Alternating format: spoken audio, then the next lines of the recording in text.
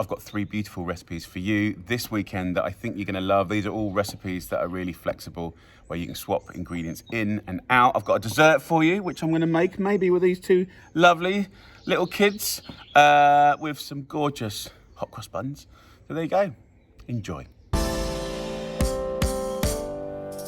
So I've got a nice little recipe that might be perfect for this weekend. If you've got hot cross buns hanging around and a bunch of kids that need a job, then this is the recipe for you. Guys, it's a twist on a bread and butter pudding. This is my hot cross bun custard bake. So good. Now, whether you're celebrating Good Friday, Easter Sunday or not, these are beautiful buns. Often we have them in the house. Actually, these came from the freezer because the kids like them for breakfast and little teas sometimes. But this is a recipe that can really embrace any leftover bread, if it is just normal bread or if it's fruited bread. I want to show you one without eggs, right? I'm going to make an old school custard. I'm going to flavour it up. So let's get going. Get your hot cross bun and just cut the tops off so that you've got the pretty side and then the ugly side. Now, in this recipe, of course, we want it to be rich. We want it to be like crispy on the top and sort of custardy in the middle. I'm here shooting this on my phone with my lovely wife. Isn't that right, Jules? That's right. And then River's on her lap. And he's basically here because of this. Chocolate. I love chocolate. Yes, you love chocolate. So what we need to do is make a simple custard with custard powder. I'm just going to get a little pan. I've got 2 pints of milk. Of course, if you wanted to swap out regular milk for kind of like plant-based milks, you can do that. You want to put in 2 tablespoons per pint. So 1, 2, 3, 4. 4 tablespoons goes in there. Where are you going, little boy? This is River. Say hello. Hello. So as per usual, making custard, just put a little swig of cold milk into the actual custard powder. And then we can move that around and that will help dissolve it. Give it a little stir there, darling. Slowly. Splish, splash. And then what you do is take your simmering milk and pour that into your custard powder. Most of it, not all of it. Give it a little move around very gently because it's hot.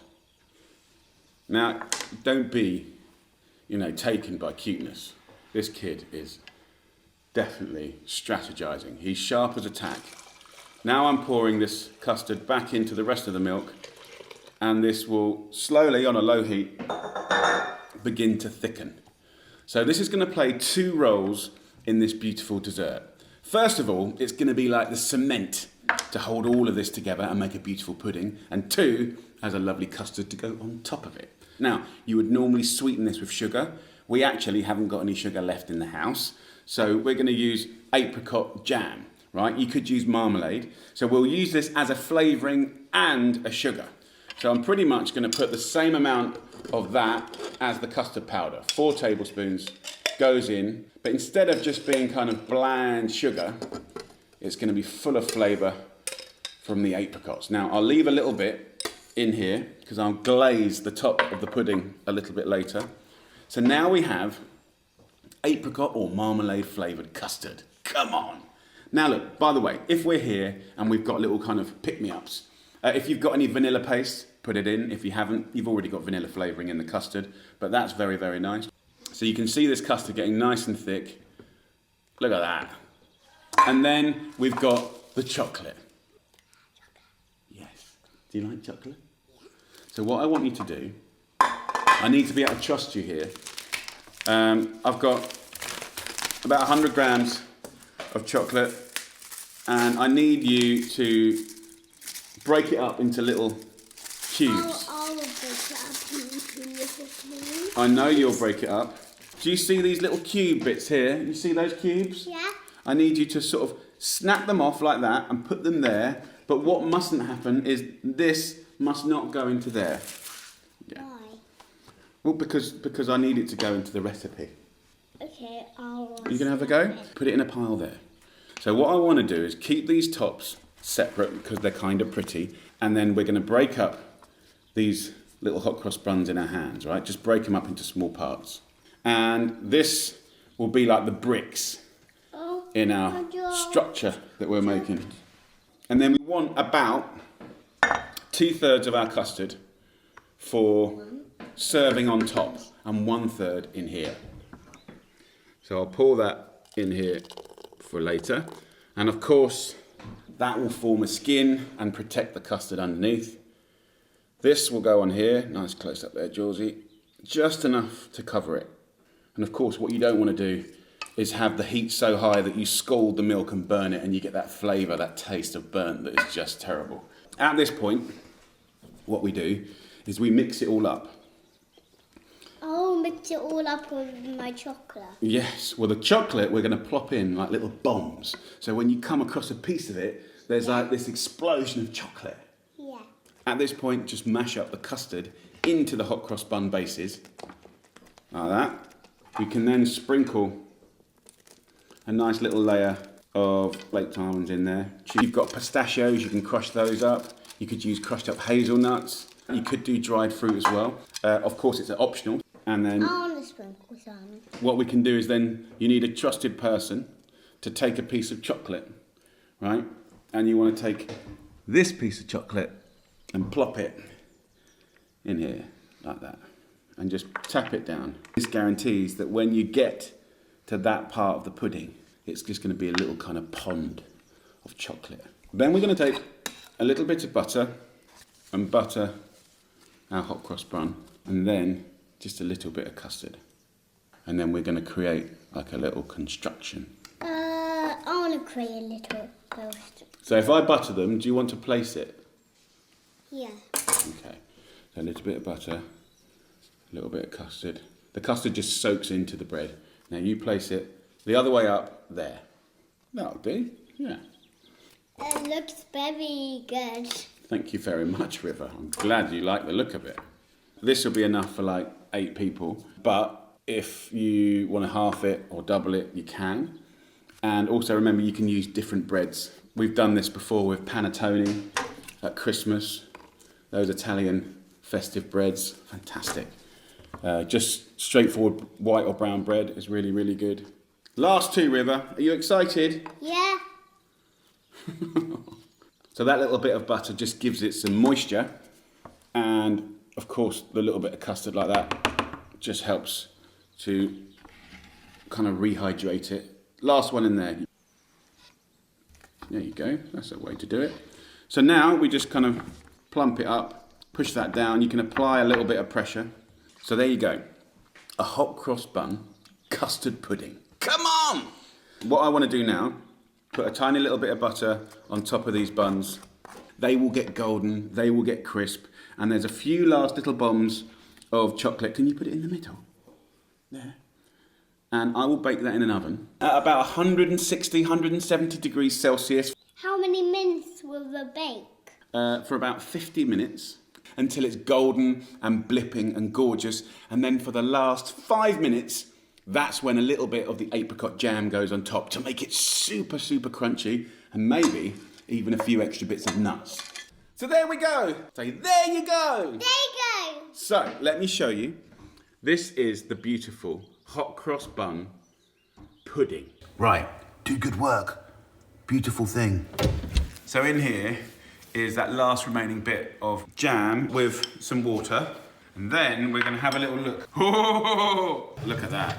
So we're just gonna brush this now with that jam.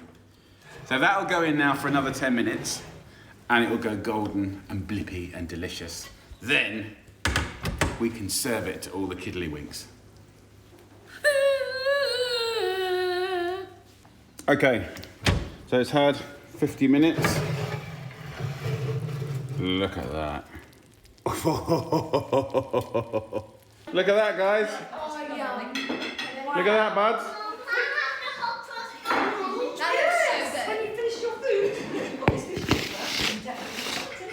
So there you are, lovely people. Delicious little dessert. Little bombs of chocolate in there. Yummy, yummy. You can see the glaze has just made it like crispy, wafer thin, sort of toffee-like. Nice. Good times. Happy? Yes. Right, here's yours, buds. Would you like some custard? Okay, yeah, sure, I'll have custard. How's it going? Look at that mess. Beautiful. It's a mess. Is it nice? Yeah. You like it? Very good. Thank you, River. Say Happy Easter. Happy Easter.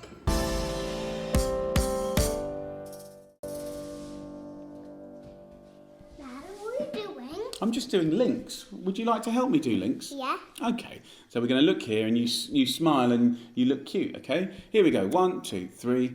I've got a feeling that lots of you are going to want to eat lamb this weekend because spring is here.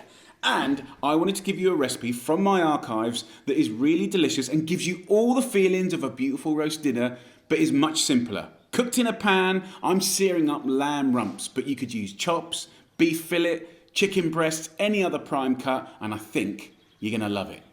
Spring's here, River. Where? Just about there. This next recipe is a real crowd pleaser. It's an absolute classic, and I want to show you how to do it. It's so fast. A quick twist on a classic roast lamb dinner. Beautiful meal for two, and basically the timing revolves around these little babies, new potatoes. So these normally take about, I don't know, 20, 25 minutes, right? So if we cut them in half, we also half the time. The spirit of this dish is to create something really awesome, really exciting, and really impressive in hardly any time at all. I love that. Pop the spuds in salted boiling water and whack a pan on a medium-high heat ready for our hero ingredient. The rump of lamb is a sensational cut. Get yourself a double steak. Get it from your butcher's. Beautiful. Look at that.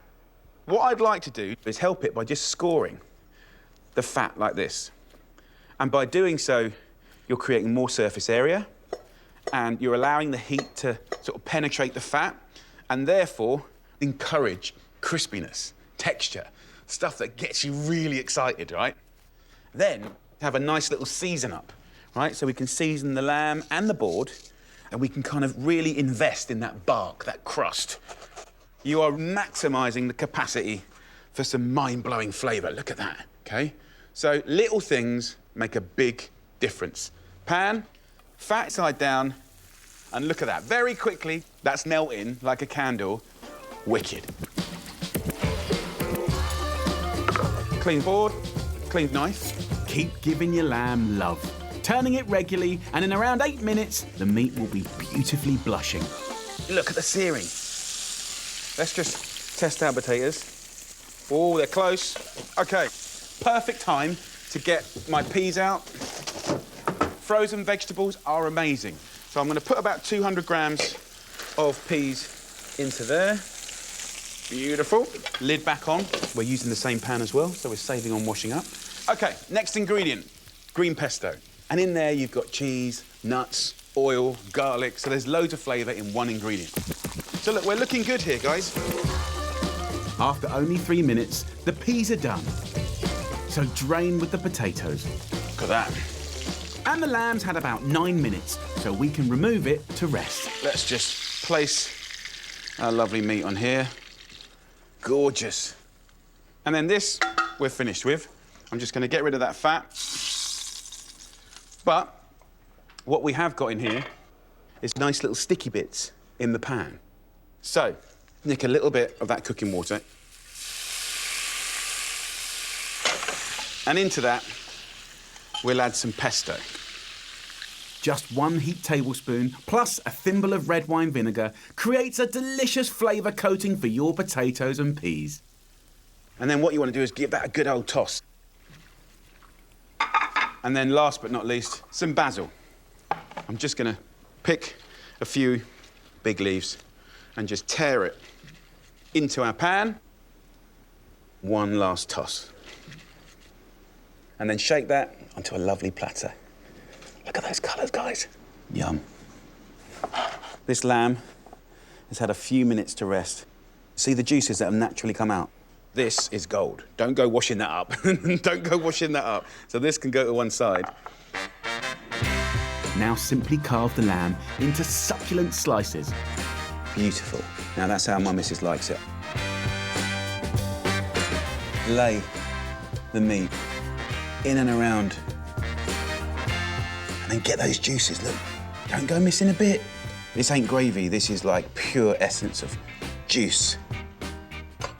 And then just to finish it off, go to these little baby basil leaves here, place that around. What a joy. Super fast. Time to eat. Come on. What a lovely platter of food. I love getting a little bit of everything on a fork.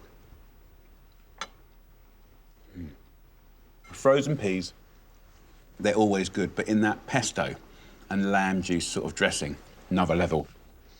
And that real steaky savouriness on the outside of the lamb, but then on the inside where it's blushing, it's just sweet and delicate with a bit of spud. Happy days. Cheers. A comforting feast for two. Ticking the boxes of an indulgent roast, all done in under half an hour. What's not to love? So the next recipe I know you're gonna love is homemade Asian fish cakes. It's from my archives and it's only got 5 ingredients. And the great thing about this technique of making your own fish cakes is it doesn't need eggs, it doesn't need flour, and also it's really flexible on the fish. I'm using salmon, you could use fresh or frozen, you could use whitefish or even prawns. Happy days. Anyway, sit back, relax and enjoy. Okay, so I'm going to give you a recipe for the most incredible handmade, homemade fish cakes. Start to finish in no time at all. Pan on. We're going to use salmon, nice little salmon fish cakes. 500 grams of salmon. This is effortless cooking at its best. Just chop up the salmon with these Asian ingredients. We're bigging up flavour with ginger, lemongrass. It's a beautiful, fragrant thing, and using a lot of sort of Asian cooking. I'm just going to take the ends off like that, and then we're just going to give it a little spank with the side of a knife. Look at that. Absolutely amazing. And if you smell it, it's kind of like lemonade. It's kind of like sherbet dip. It's so fragrant. Wicked ingredient. And then you want a nice little sort of chunk of ginger, about a little inch-sized piece. I've been quite wasteful with the skin, but I quite like to make cups of tea out of that, and it's delicious. I'm using the herb coriander, really nice, really fragrant. I want you to pick a few beautiful garnishy little leaves, right, for a bit of sprinklage a little bit later. Then the rest, we're going to hack it up.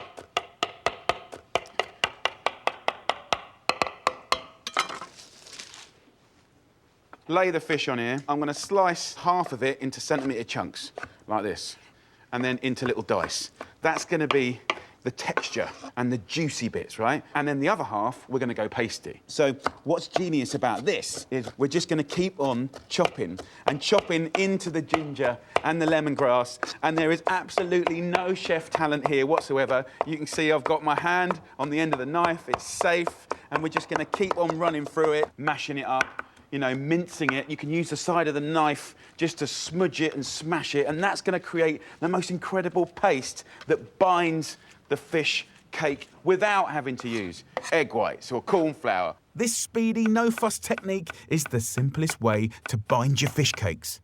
Next up, a pinch of sea salt and pepper. And now we can bring it all together. And then you can still chop it a little bit, but there you go. We're basically done.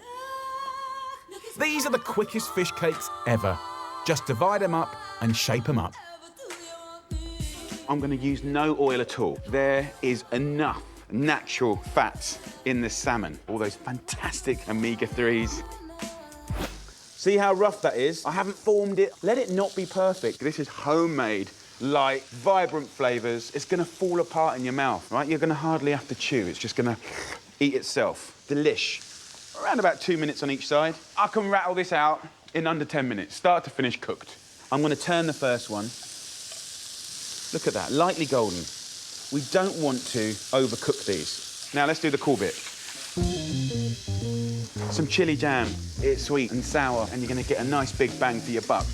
A simple teaspoon on each is a great hack for a super quick sweet and spicy glaze. I'm going to push it over the edge. And the fact that these are a little bit gnarly, that's all good.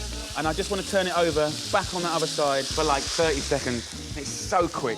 It's a brilliant thing to put in your repertoire when you're cooking for the ones that you love. And I love just to rack these up, put them in the middle of the table, glass of wine with friends, you know, do whatever you want. And then get your nice coriander, put it in and around. I'm telling you, if your friends try that, you can make that in front of them. They'll be like, what are you doing? What are you doing? Let's get in there, bust it open. Look how crumbly it is. So light and delicate and gorgeous. Oh, so simple, so quick. And of course, you could have it in a patty, in a pita bread, with rice, with noodles, whatever you want. But that is a fantastic little tip to make your own fish cakes. Delicious. A show-stopping supper for days when life's too busy for complicated cooking.